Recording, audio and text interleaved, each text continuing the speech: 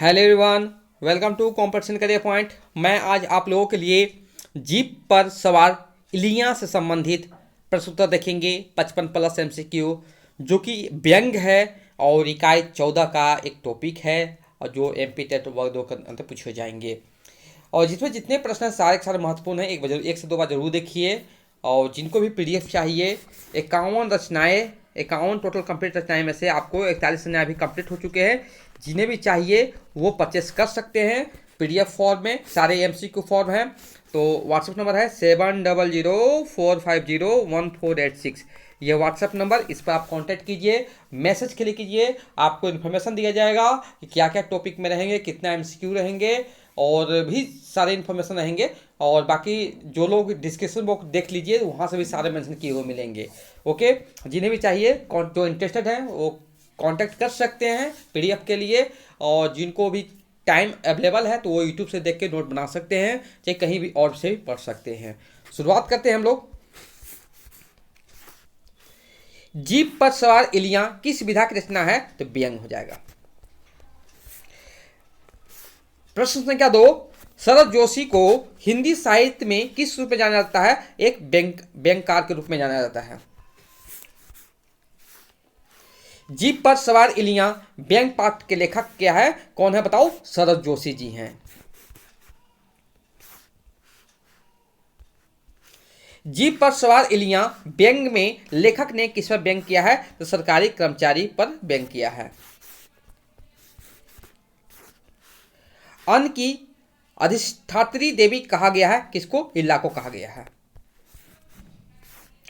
Next प्रश्न है, मुझे खेतों में अच्छा लगता है, यहाँ सचमुच जीवन है, शांति है, सुख है, किसने कहा था? तो बड़े अफसर ने कहा था।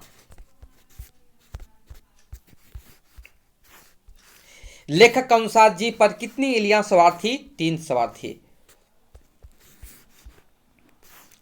नेक्स्ट है, जीप पर सवार इलियां शरद जोशी के किस किताब का लेख है? तो यथासंभव। नेक्स्ट प्रश्न जो है यहाँ पर, मैं इल्ली के विषय में कुछ नहीं जानता, यह कथन किसका है? तो शरद जोशी जी का है। चने के खेत में कौन खा रहा था? तो इलिया खा रहा था। बड़े अफसर ने किस कवि की कविता सुनाई थी? मैथिली सुंदर गुप्त की। नेक्स्ट प्रश्न है, अच्छा खैर जरा हरा चना छाट कर साहब की जीप में रखवा दे, चल जरा जल्दी कर, यह किसने कहा था? तो छोटे अफसर। लेखक किसकी जीप में बैठकर खेतों में गया था? तो कृषि अधिकारी के साथ गए थे। शरद जोशी की व्यंग जीप पर सवार इलियां में उनकी पैनी दृष्टि किसकी विसंगति का उद्घाटन करती है? तो मार्मिक। जीप पर सवार इलियां रचना में समाया हुआ है क्या? उपयुक्त सभी, धर्म, राजनीति, सामाजिक जीवन सभी हो जाएंगे।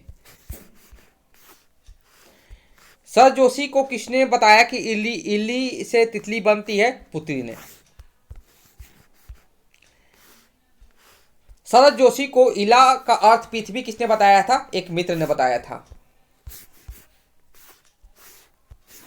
नेक्स्ट है, जीप पर सवार 3 इलियां किन्हें बताया गया है? तो लेखक, बड़ा अफसर, छोटा अफसर, उपयुक्त सभी हो जाएंगे यहां पर।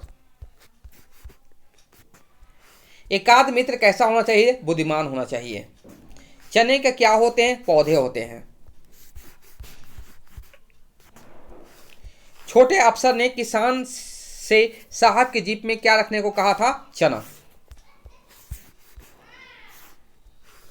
मैथिली चंद्र गुप्त की कौन सी कविता अफसर को याद थी? ग्राम जीवन पर लिखी गई कविता। शरद जोशी के व्यंग में की खेती की नुकसान पहुंचाने वाले कीड़े लगने जाने का वर्णन किया गया है चने का। किसी खेती? चने की खेती। नेक्स्ट है, किसान हाथ जोड़कर काटने लगा, किसान किस बात का भय था? तो उसे खेत जब्त होने जाने का भय था। शहरों के अखबारों में कि चाचा जरा जोरों पर है, किसके? चने।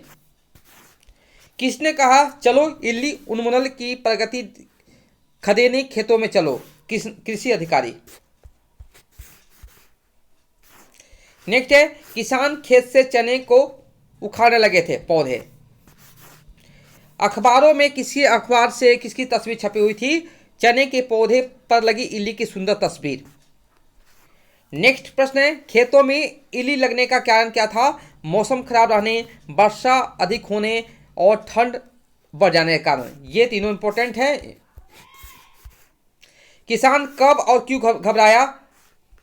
किसान छोटे अफसर के क्रोध को देखकर खेत में इल्ली लगने का दोषी मानने पर घबराया। उसे लगा कि उसका खेत जब्त हो जाएगा।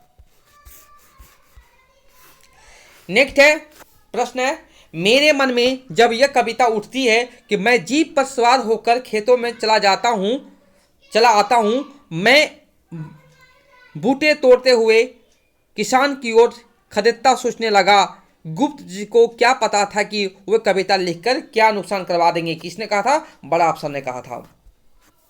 लेखक ने कृषि अधिकारी कहाँ ले गए थे? इल्ली उन्मूलन की प्रगति खिदाने के खेत में।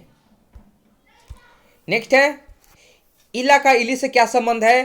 तो इला अन्न की अधिष्ठात्री देवी है, इल्ली अन्न की नष्टात्री देवी है। धन्य है ये झिलियां इसी इला की पुत्री है। नेक्स्ट है मैथिली चंद्रगुप्त की ग्राम जीवन पर लिखी कविता सुनाई जो बड़ा अफसर कभी किस कक्षा में रटी थी? 8वीं कक्षा में रटी थी। नेक्स्ट है जीप पर सवार इल्लियां पाठ में नुकसान किसका हुआ था? किसान का हुआ था।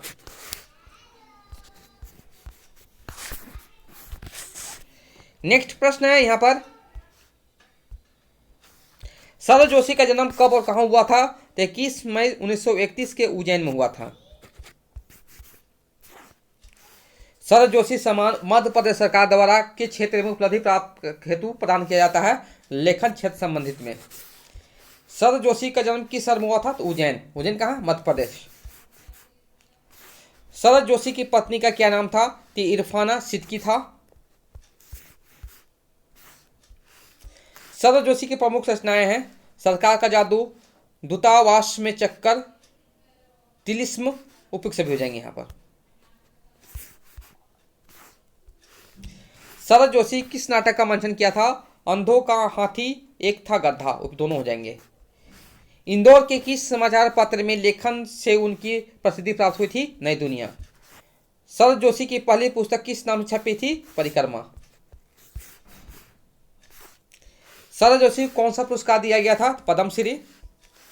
शरद जोशी का जन्म किस राज्य में हुआ था? तो मध्य प्रदेश। नेक्स्ट है शरद जोशी मुख्यतः किस विधा के लेखक थे? तो व्यंग्य के थे।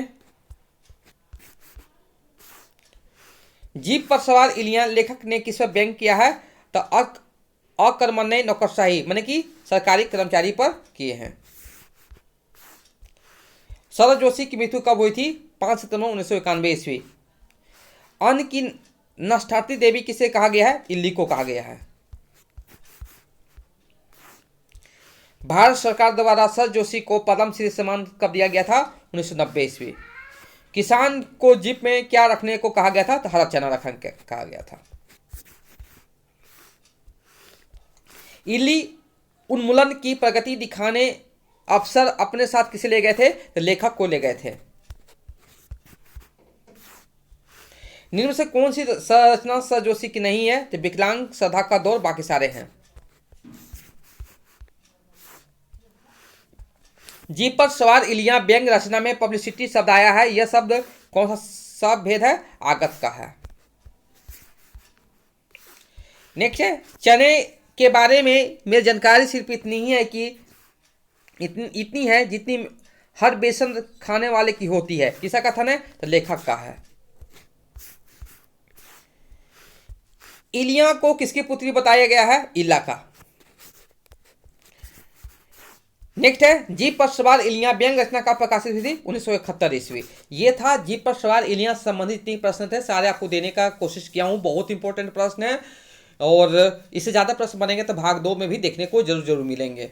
और जिनको भी पीडीएफ चाहिए, इस टाइप का पीडीएफ चाहिए, कंटेंट चाहिए, बेहतरीन कंटेंट चाहिए तो आप कांटेक्ट कर सकते हैं व्हाट्सएप नंबर पर 7004501486। ये व्हाट्सएप नंबर, इस पर आप कांटेक्ट कीजिए। आपको सारे पीडीएफ मिलेंगे जो कि पेड पीडीएफ होंगे।